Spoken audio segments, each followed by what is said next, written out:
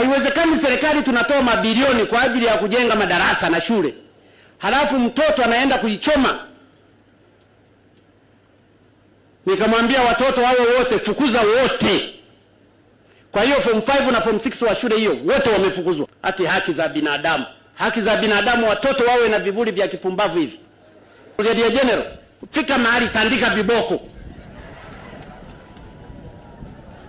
Ni lazima tufike mahali tuache mambo ya mchezo katika maendeleo.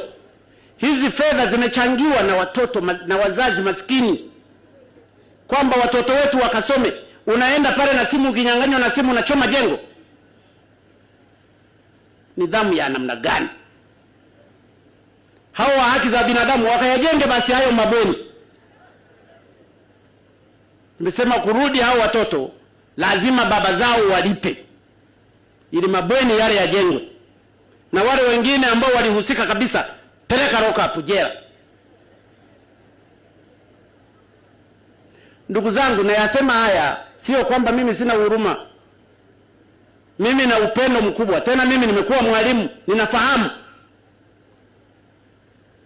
Na ninawaomba wazazi na viongozi, muache haya mambo ya kusema akipigwa viboko